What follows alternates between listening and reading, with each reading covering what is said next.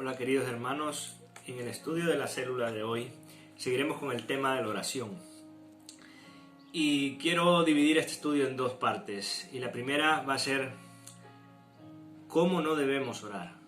Escuchasteis bien, cómo no debemos orar. Y para buscar dos ejemplos de oración que condena nuestro Señor Jesucristo, vamos a irnos al contexto del Sermón del Monte, concretamente al Evangelio de Mateo capítulo 6. Y primero Jesús ataca a los judíos de su época, representados especialmente por el colectivo de los fariseos, y dice lo siguiente: y cuando ores, no seas como los hipócritas, porque ellos aman el orar en pie en las sinagogas y en las esquinas de las calles, para ser vistos de los hombres. De cierto os digo que ya tienen su recompensa. Pero tampoco, no solamente ataca a los fariseos, en otro de los evangelios también ataca a los escribas, otro grupo de otro colectivo que también estudiaba las escrituras y había, al igual que los fariseos, habían cogido una posición legalista en cuanto a la ley de Moisés. Y se refiere así a los escribas.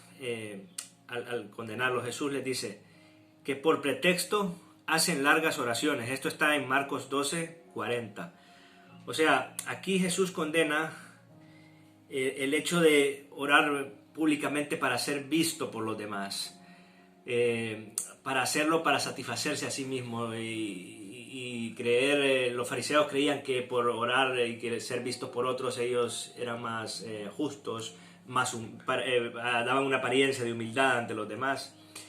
Era un motivo egoísta de oración. Y también condena oraciones largas, sin sentido. Pero, fijaros, podríamos hacernos una pregunta. ¿Quiere decir esto de que está mal si nosotros oramos en frente de otros, en público, en la iglesia, como muchas veces hacemos? ¿O está mal que nuestra oración sea muy larga? No, no está mal. Jesús no está condenando esto propiamente. Está condenando lo que hacen los fariseos, lo que hacen los escribas. Está condenando su actitud del corazón de ellos, la actitud de su corazón y de su mente. Porque Jesús lo que mira es nuestro corazón y nuestra mente, es lo que a Él le interesa, cómo estamos dispuestos para la oración. Si lo hacemos por motivos propios o para agradarlo a Él, para hacer lo que es la voluntad de Dios, o para agradarnos a nosotros o agradar a los hombres.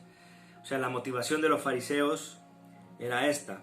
Por eso les dice: ya tienen su recompensa, ya tienen la aprobación de los hombres porque los están viendo. Los demás que oran, que están orando en público para que los vean, pues ya han ganado la aprobación de los hombres. Lo que nosotros debemos buscar pues es la aprobación de Dios. Pero no solamente Cristo critica a los judíos de su época, también dice esto sobre los gentiles. Dice en Mateo 6, capítulo 6, versículo 7. Y orando no uséis vanas repeticiones como los gentiles, que piensan que por su palabrería serán oídos.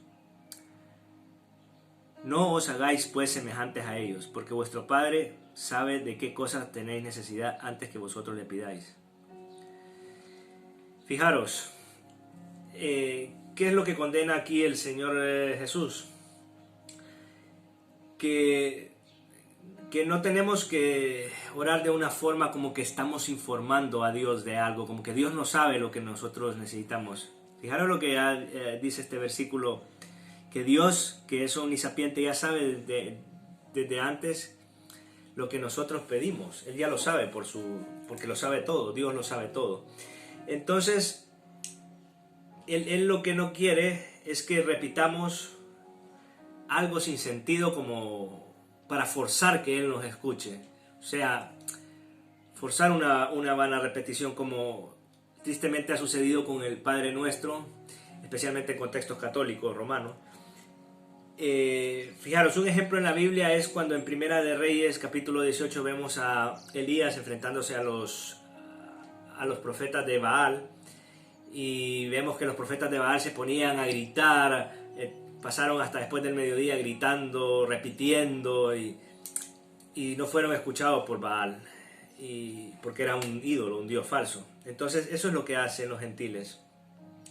Lo que el Señor Jesús pues quiere es que evitemos estos dos errores, tanto los que cometían los judíos, que lo hacían con una actitud del corazón para ser vistos por los hombres, y lo que hacían los gentiles en su época, que era querer repetir y decir cosas solo para ver si son escuchados. No es la actitud con la que debemos acercarnos a Dios. Estos mismos errores que cometían los judíos de la época y los gentiles de la época de Cristo se siguen cometiendo hoy en día. Veamos ahora nuestro siguiente punto.